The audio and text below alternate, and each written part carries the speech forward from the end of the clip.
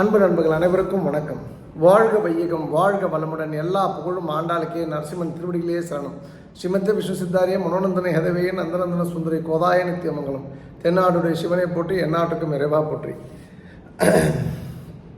முதல் விஷயம், நேற்று திருச்செந்தூரில் அன்னதான நிகழ்வு கண்ணன் பார்க்கிங் சென்டரில், அதாவது ஆப்போசிட் தாலுகா ஆஃபீஸில் வைத்து மிக சிறப்பாக நடைபெற்றது. மிக சிறந்த உணவு. ஏன்னா சரியா இல்லைன்னு நம்ம சொல்லும்போது நல்ல உணவை பாராட்டுவது நம்முடைய கடமை. சாப்பிட்டதுக்கு அப்புறம் நன்றி இல்லாமல் போயிடும், அடுத்த வேலை சோறு இல்லாமல் போயிடும். பிரமாதமான சாம்பார், ரசம் எல்லாமே எக்ஸலண்ட்டு. உருளைக்கிழங்கு கூட்டு, உருளைக்கிழங்கு அந்த பட்டாணி தொக்கு. உருளைக்கிழங்கு மட்டும் எங்கள் திருநெல்வேலி ஸ்டைல் வரல, பட் ஃபுட்டு எக்ஸ்ட்ராடனரி ஃபுட்டு. நான் தட்டு காரில் இருந்தது, எல்லோரும் கூட வந்ததுனால இது பக்கத்தில் தான் சாப்பிட்டேன். இன்னும் கொஞ்சம் கூட சாப்பிட்ருப்பேன். நம்முடைய நண்பர் கரியாமுட்டி ஜெயராம் அவர்களுக்கு, அன்பு சகோதரருக்கு என் மனமார்ந்த நன்றி. உங்களுடைய ஆன்மீக பயணம் இந்த சமையல் விஷயத்தில் எப்போதுமே எங்கள் கூட பயணப்படணும்னு ஆசைப்பட்றேன். ஒன்று. இரண்டாவது விஷயம், நேற்று திருமியச்சூர் லலிதாம்பிகை கோயிலில் வெள்ளி கொடுத்துருக்காங்க. அந்த வெள்ளி நேற்று 1241 கிராம் கொடுத்துருக்காங்க. நேற்றோட நாம் இது வரைக்கும் 45 கிலோ வெள்ளி வெள்ளி தேர்க்காக கொடுத்துருக்கோம். உங்கள் அனைவருக்கும் என் மனமார்ந்த நன்றி. இப்போ என்ன ரேட்டு பாருங்கள், கிட்டத்தட்ட அசால்ட்டாக 50 லட்ச ரூபா நம்ம பண்ணியிருக்கோம். இது குழுவாக இருக்கிறதுனால தான். இன்ஃபேக்ட் நான் எப்பொழுதுமே வலியுறுத்து குழுவாக இருந்தால் வெற்றி ரொம்ப லகுவாக கிடைக்கும். நிறைய பேர் குழுவோடு ஒட்டி இருக்க மாட்டாங்க. எனக்கு என்ன மாதிரி அறிவார்ந்த ஆட்கள் யாரும் கிடையாது உலகத்தில்.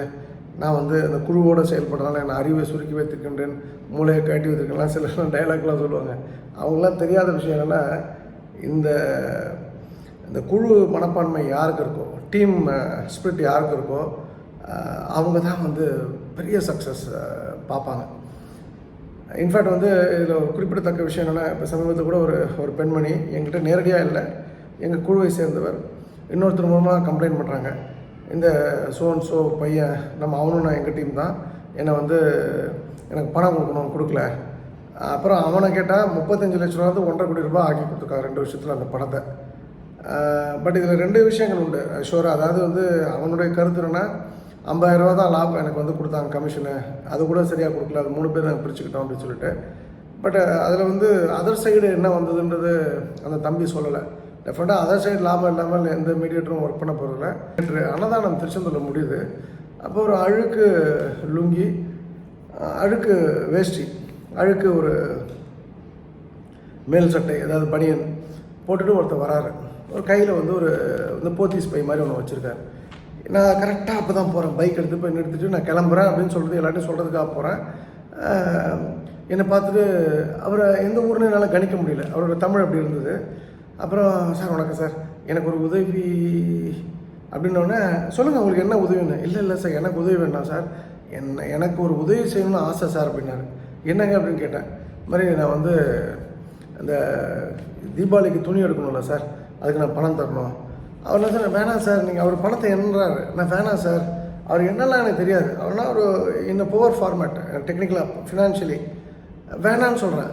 அவர் அப்படி என்கிட்ட சொல்கிறாரு, சார் நான் ஒருத்தனாடு சார், என் பேர் முருகையன் சார், நான் மாதிரி கிரேன் ஆப்ரேட்டராக இருக்கேன் சார், வேணாம் வெறும் 500 ரூபா கொடுங்க போதும்னு சொல்கிறேன். இல்லை சார் அப்படின்னு சொல்லி 2000 ரூபா கையில் திணிச்சிட்டு போகிறார். அவருக்கு எந்த எதிர்பார்ப்பும் இல்லை, உங்களை பார்க்கணுன்னு வந்தேன் சார், கொடுத்துருவேன் சார், எங்களுக்கு லீவ் கிடைக்கல சார், நானும் ஒரு நாளாக ட்ரை பண்ணுறேன் சார், இன்றைக்கி தான் சார் வந்தேன் சார். ரொம்ப மகிழ்ச்சியாக இருந்தது. உடனே சுரேஷ் மன்னார்குடி கூப்பிட்டு அவர் நம்பரை வாங்கி நான் அப்புறம் பேசுகிறேன்னு சொல்லியிருந்தேன். ஏன் சொல்கிறேன்னா, முகம் தெரியாத யாரோ ஒரு மனிதன் ஏதோ ஒரு இடத்துல இருந்து, எனக்கு என்னோட முகம் தெரியும், அவங்க முகம் எனக்கு தெரியாது, என்னை ஒரு 2000 ரூபா என்னை நம்பி யாருக்காவது தீபாவளி துணி எடுத்து கொடுத்துட்டு போங்கன்னு சொல்கிறாங்கன்னா, அப்போ என் கூட இருக்கவன் எவனுக்குமே அந்த அறிவு இல்லையா? இப்போ நாங்கள் பிரபஞ்ச நிதின்னு கலெக்ட் பண்ணோம்.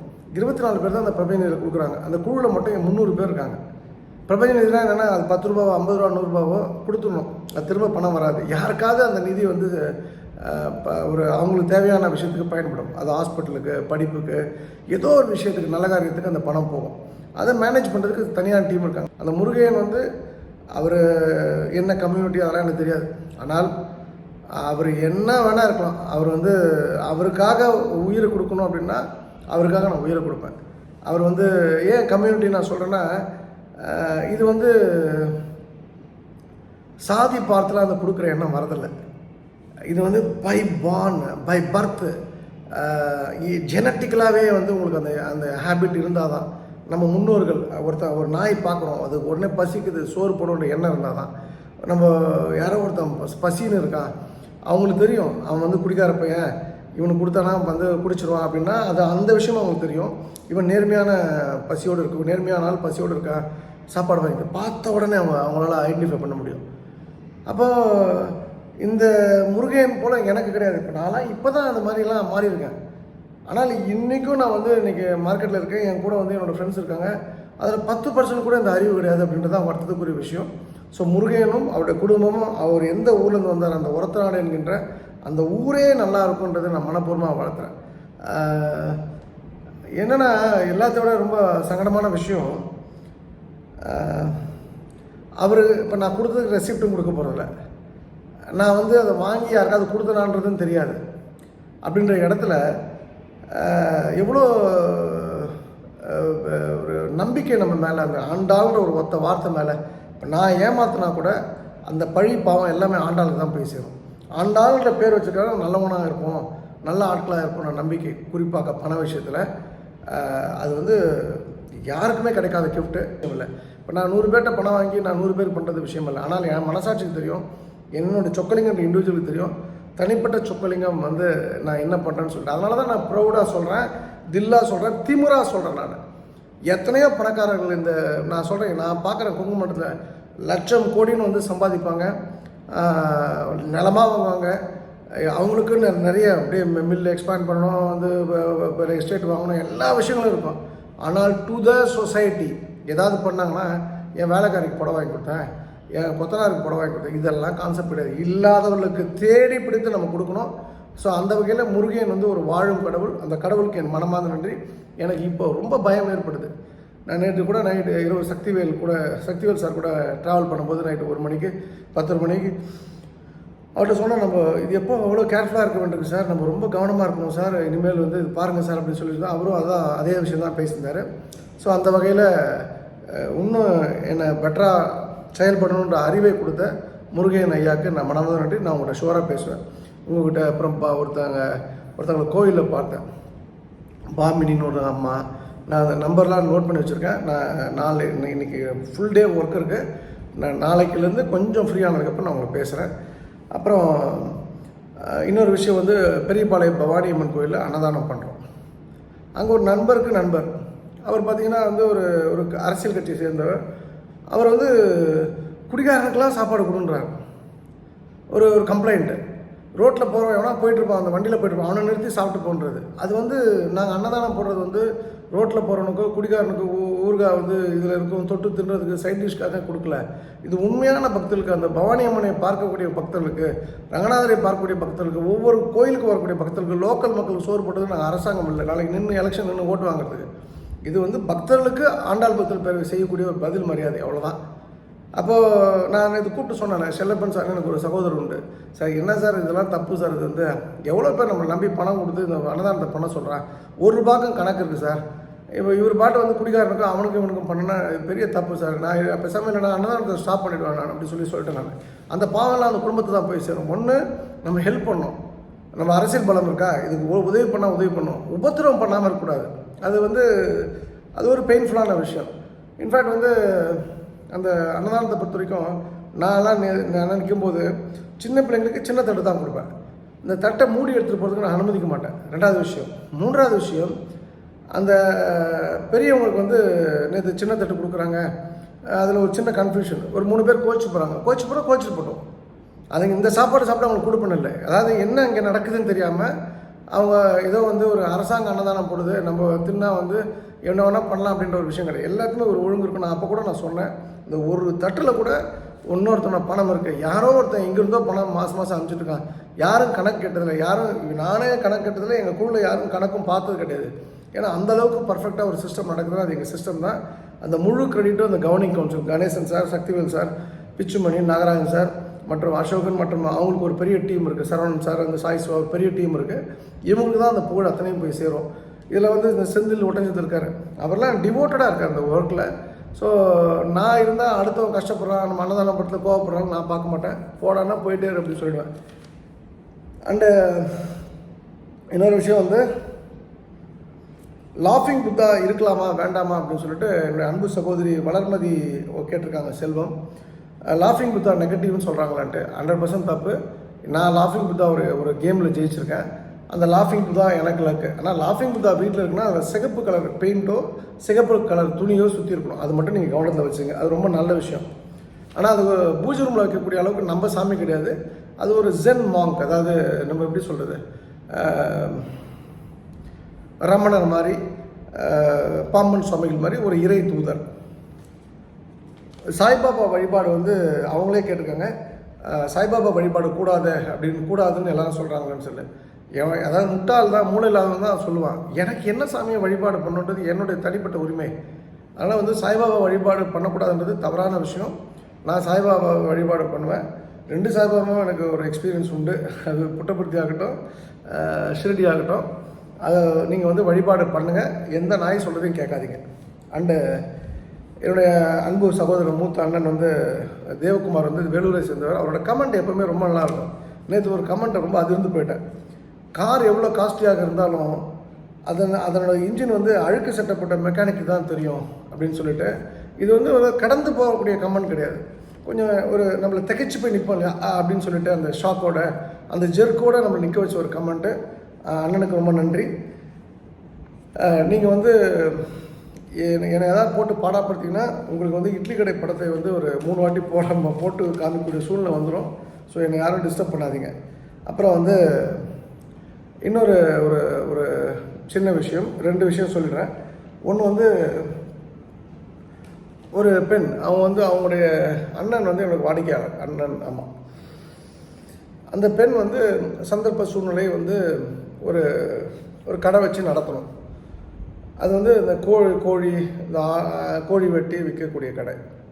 கோழி வெட்டலாமா வெட்ட வேணாமான்னா அவங்களுடைய வயிற்று பழப்புக்கு அதை பண்ணி தான் ஆகணும்னா நான் சொல்ல மாட்டேன். அதுக்காக சாராய கடையை நான் வந்து சரின்னு சொல்கிறதோ, சிகரெட் விற்கிறத சரின்னு சொல்கிறதோ இதுவும் ஈக்குவல் கிடையாது.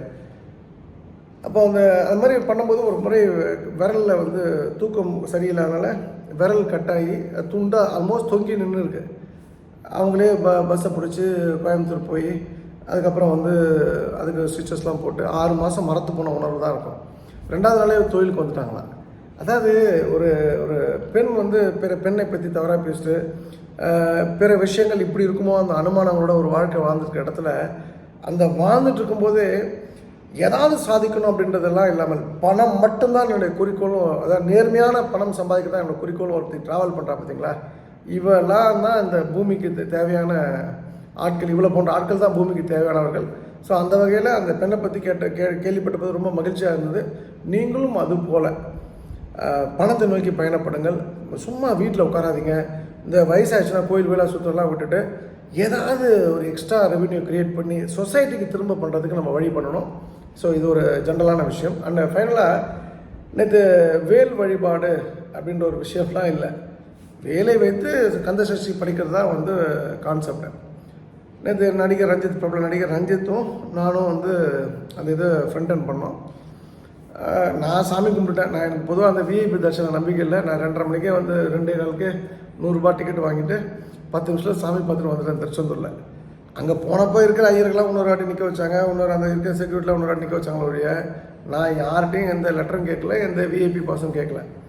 பட் இவங்க வந்தவங்க எங்களுடைய விஹெச்பி சகோதரர்கள்னா வேலை கொண்டு போய் நம்ம முருகட்டை வச்சுட்டு திரும்ப போகணுன்ட்டு அதுக்கு ஒரு ஐயரை கூப்பிட்டு சொன்னேன். சரி நான் 5 பேருக்கு பாஸ் வாங்கிடுறேன், ஒரு ஆளுக்கு 2000 ரூபாய் ஆகும், 10,000 ரூபாய்னா சரி ஓகே வராங்க நான் செலவு பண்ணிடுறேன்னு சொல்லிட்டேன். நான் ஒரு நல்ல காசுக்கு தானே, நம்ம ஒன்றும் தனிப்பட்ட சொக்கலிங்கிறதுக்காக இல்லை அப்படின்னு நானும் உள்ளே போகிற மாதிரி ஐடியா இல்லை. வேலை வச்சுட்டு இருக்கும்போது அந்த மெயின் வாசலை தடுத்து நிறுத்தப்படுறாங்க. நீங்கள் ஒன்றா 100 ரூபாய் டிக்கெட்டில் போங்க, 50 ரூபா டிக்கெட்டில் இது ஃப்ரீ தர்ஷனில் போங்க, மெயின் என்ட்ரன்ஸ்க்கு உங்களுக்கு கொடுக்க மாட்டோம், ஏன்னா மேலிட உத்தரவு அப்படின்னு சொல்லிட்டு அவங்க ஒரு தகவலை சொல்கிறாங்க. அப்போது ஒரு கேட்ட விஷயம் தான் ரொம்ப வருத்தத்துக்குரிய விஷயமா இருந்தது. நீங்கள் அதோடு நிறுத்தியிருந்தால் பரவாயில்ல. அவங்க சொல்கிறாங்க வேலை கொண்டு இந்த கோயிலுக்குள்ளே வருவதற்கு அனுமதி இல்லை அப்படின்னு சொல்லிட்டு. எனக்கு அதாவது அவங்க ஃபஸ்ட்டு ஸ்டெப் வரைக்கும் கரெக்டு. இவர் விஐபி கிடையாது ரஞ்சித்து, சொக்கலிங்கம் விஐபி கிடையாது, அக்செப்டட் அக்ரீடு. டக்குன்னு ஒரு 100 போலீஸ் வந்துடுறாங்க. உள்ள முன்னாடி 10 போலீஸ் அங்கங்கே எல்லா பாக்கெட்ஸ்லையும் வந்து போலீஸ் போட்டு நிறுத்திருக்காங்க. யாரும் வந்து அடாவடியோ அராஜகம் பண்ண போல பர்பஸ் வந்து கடற்கரை மண்ணில் உட்காந்து கந்த சஷ்டி படிக்கணும் தான். அப்போ அந்த இடத்துல எங்களுக்கு அனுமதி கொடுத்த அந்த பிராமணர்கிட்ட அவங்களுக்கு அனுமதி கொடுக்க முடியாது அப்படின்னு சொல்லிட்டாங்கன்னா அதோட முடிஞ்சுது. நம்ம ஆப்ஷன் 1 100 ரூபாய் டிக்கெட்டில் போகணும், இல்லைன்னா தர்ம தரிசனத்தில் போகணும், அக்ரேட். ஆனால் அந்த லைனில் அந்த மெயின் என்ட்ரன்ஸில் வழக்கம் போல் பணம் வாங்கிட்டு நூற்றுக்கணக்கான பேர் போகிறாங்கன்றது 2வது விஷயம். கண் கூட நான் அதை பார்த்துட்ருக்கேன். அது கோவில் ஆச்சு, HRNC ஆச்சு, மக்கள் ஆச்சு, போலீஸ் ஆச்சு, கோர்ட் ஆச்சு, நான் தலையிடல. ஆனால் அங்கே இருக்கக்கூடிய ஒருவர் வேலை கொண்டு நீ வேலையை எடுத்துக்கொண்டு நீ முருகர் கோயிலுக்குள்ளே வரக்கூடாது, திருச்செந்தூர் முருகர் கோயிலில் வரக்கூடாதுன்னா என்னோட ஒரே ஒரு கேள்வி, அப்போது சிலுவையை கொண்டுட்டு வந்தால் விடுவீங்களா, இல்லை பிறை சின்னத்தை கொண்டு வந்தால் விடுவீங்களா, இல்லை பாகிஸ்தான் கொடியை கொண்டு வந்துதான் விடுவீங்களா? நிறைய கேள்விகள் வருது இல்லையா? அப்போ வேலை கொண்டுட்டு ஒரு திருச்செந்தூர் முருகர் கோயிலுக்கு போகக்கூடாது அப்படின்னு சொல்கிறதுக்கு இந்த மனிதர்களுக்கு யார் அந்த அதிகாரத்தை கொடுத்தது? ரொம்ப வருத்தத்துக்குரிய விஷயம். நான் எல்லாம் போராட்டம் அதெல்லாம் ஒரு மண்ணாகட்டியும் பண்ணக்கூடாது. அகெயின்ஸ்ட் கவர்மெண்ட் நம்ம போகிறோம் அப்படின்னு சொன்னால் அது என்னை பொறுத்த வரைக்கும் நாட் அக்செப்டபிள். ஏன்னா பப்ளிக்கை எந்த சூழ்நிலையுமே அடி வாங்க வைக்கிறதுலையோ, நம்மளால் அவன் ரிமாண்ட் ஆகிறலையோ அவங்க போலீஸ் ஸ்டேஷனில் போய் ஒரு கோர்ட் கேஸ் வாங்கலையோ எனக்கு உடன்பாடு கிடையாது. அதுக்கப்புறம் நான் சொல்லிட்டு அவங்க கூட்டு வந்துட்டேன், வேணாம் சார் இல்லை வேணாம், கோயிலெலாம் ஒன்றும் வேணாம், வந்தது எதுக்கு கந்த சஷ்டி படிப்போம், எல்லாம் கிளம்புவோன்னு சொல்லிட்டு ஒரு 1000கணக்கான பேர் வந்திருந்தாங்க. படித்தாச்சு, எல்லாம் கிளம்பியாச்சு. நான் இதன் மூலமாக உங்களுக்கு சொல்கிறது, எல்லாருக்கும் சொல்கிறது, இந்து அறநிலையத்துறை என்கின்ற துறை இருக்கும். ஆனால் ஒரு நேரத்தில் அது அரசாங்கத்தின் கண்ட்ரோலில் இருக்காது என்பதை நான் உறுதி அளிக்கின்றேன். அதுக்காக நம்ம பாடுபடணும். சும்மா சேகர்பாபு ஒழிக, இந்த இப்போ இருக்க ஜாயின்ட் கமிஷன் ஒழிகன்றலாம் அர்த்தம் கிடையாது. மக்களுக்கு அதுக்கான ஒரு சூழ்நிலை என்னன்றது மக்களுக்கு தெரிஞ்சு மக்களே அதுக்கான ஒரு போராட்டத்தை முன்னெடுக்கும் போது ஆட்டோமேட்டிக்காக ஒரு பெரிய மாற்றம் இந்த HRNC விஷயத்தில் நடக்கும். கொஞ்சம் வெயிட் பண்ணுங்கள், அவசரப்படாதீங்க, எல்லாமே நான் சுமூகமாக நடக்கும். அண்டு நம்ம பார்க்க வேண்டிய சில விஷயங்கள் மட்டும் சொல்லிடுறேன். பணம் சம்பந்தமாக நம்பர் 1, வங்கி கணக்கை எப்போதெல்லாம் பார்க்குறீங்களோ அப்போல்லாம் மகிழ்ச்சியாக இருங்க. பணம் குறைவாக இருந்தால் கூட அந்த மகிழ்ச்சி குறையக்கூடாது, நம்பர் 1. நம்பர் 2, பிறர் பணம் பற்றி நாம் கேள்விப்பட நேரிடும் போது கேட்கும்போது அவருக்கு எப்போதும் நல்லது நடக்கட்டும் என்று வாழ்த்துங்கள். நம்பர் 3, பணம் பற்றி எதிர்மறை செய்திகள் நீங்கள் சேகரிக்காதீர்கள். பணம் பற்றி எதிர்மறை எண்ணங்கள் உங்களுக்கு இருக்கக்கூடாது, எதிர்மறை பேச்சுக்கள் உங்களுக்கு இருக்கக்கூடாது பணம் குறித்து. 4வது இருக்கின்ற பொருட்களுக்கு நன்றி சொல்ல பழகும். எக்ஸிஸ்டிங் நம்மக்கிட்ட இருக்குது. இப்போ எங்கள் வீட்டில் இது இருக்குது, ஒரு கபோர்ட் இருக்குது, இங்கே ஒரு டேபிள் மேட் இருக்குது, இங்கே ஒரு கட்டில் இருக்குது, 2 சேர் இருக்குது, ஏதோ ஒரு ஃபோன் இருக்குது அப்படின்னா இதுக்கு நன்றி சொல்ல பழகுங்கள். சிறிய அளவிலாவது நன்கொடை செய்ய பழகுங்கள். சிறிய அளவில், அது 50 ரூபா, 10 ரூபா, 100 ரூபாய், 200 ரூபாய், கொஞ்சமாவது ஒரு சக்கரை பொங்கலாவது ஒரு 4 பேருக்கு கொடுங்க, ஒரு 4 பேருக்கு சாப்பாடு கொடுங்க. குட்டி அளவில் நன்கொடை செய்ய பழகுங்க. நன்கொடை என்பது பணமாக இருக்கலாம், பொருளாக இருக்கலாம். அதனால் சிறிய அளவில் இருந்தால் கூட அது ஒரு பெரிய மாற்றத்தை உங்களுக்கு கொடுக்கும். தேவையற்ற செலவை நீங்கள் நிச்சயமாக குறைக்க வேண்டும். தேவையற்ற செலவு நான் ஏற்கனவே பல முறை சொல்லியிருக்கேன். ஆனால் எது தேவை எது தேவையில்லாத செலவுன்றது உங்களுக்கு தெரியும். சிறு பணம் கூட தினமும் நம்ம நம்பிக்கையுடன் அது நம்ம நோக்கி வரும் அப்படின்ற ஒரு எண்ணத்தை வளர்த்துக்கொள்ளுங்கள். கொஞ்சம் பணம் வந்தால் கூட அதுக்கு மகிழ்ச்சியோடு இருக்கணும். இன்றைக்கி நிச்சயமாக கொஞ்சமாவது பணம் வரும், கொஞ்சமாவது லாபம் வரும், கொஞ்சமாவது வருமானம் வரும். அது 10 ரூபாய் இருக்கலாம், 100 ரூபாய் இருக்கலாம். அதனால் நம்பிக்கையுடன் அந்த பணத்தை நீங்கள் வெல்கம் பண்ணணும். இது ஒரு முக்கியமான விஷயம். இதுக்கு அடுத்ததாக பணம் சம்பந்தப்பட்ட நல்ல புத்தகங்களை தினமும் அல்லது அது பணம் சம்பந்தப்பட்ட கட்டுரைகளை தினமும் 5 நிமிடம் படியுங்கள், கேளுங்கள். ஆற்றல் சுழற்சி நீங்கள் பெருகணுன்னா நிறைய கொடுத்தா தான் அது கிடைக்கும். வீடு சுத்தமாகவும் ஒழுங்காகவும் இருக்கணும். நான் செல்வம் உருவாக்கும் மனிதன் என்கின்ற மன உறுதியை நீங்கள் எப்போதும் வைத்துக்கொள்ள வேண்டும். பணத்தை பற்றிய உங்கள் நோக்கத்தை ஒரு நோட்டில் எழுதி வைக்க வேண்டும். நேர்மையாக சம்பாதிக்கும் வழிகள் மட்டுமே பணத்தை நோக்கி நீங்கள் செயல்படணும். பணம் உங்களுக்கு பெரிய அளவில் வரணும்னு தங்கணும்னா நேர்மையான வழி தான் சுத்தமாக இருக்கும். அப்புறம் ஒவ்வொரு நாளும் சில நிமிடம் பணத்திற்காக கொஞ்சம் சிந்தனை செய்யுங்கள். ஸோ அந்த வகையில் இந்த சில விஷயங்கள் உங்களுக்கு ரொம்ப உதவிகரமாக இருக்கும். மீண்டும் நாளை இரவு உங்களை சந்திக்கின்றேன். இந்த அருமையான வாய்ப்பு கொடுத்த திருச்செந்தூர் படமுக்கு தாய் ஆண்டாளுக்கு நரசிங்கர் மனமாத நன்றி. ஆடி ஆடி அகம் கரைந்து பாடி பாடி கண்ணீர் மல்கி எங்கும் நாடி நாடி நரசிங்கா வென்று வாடி வாடும் இவ்வாடுவதே. எல்லா புகழும் ஆண்டாளுக்கே. நரசிம்மன் திருப்படிகளே சரணம். நன்றி, வணக்கம். சர்வம் கிருஷ்ணார்ப்பணம். ஸ்ரீராமஜெயம் ஸ்ரீராமஜெயம்.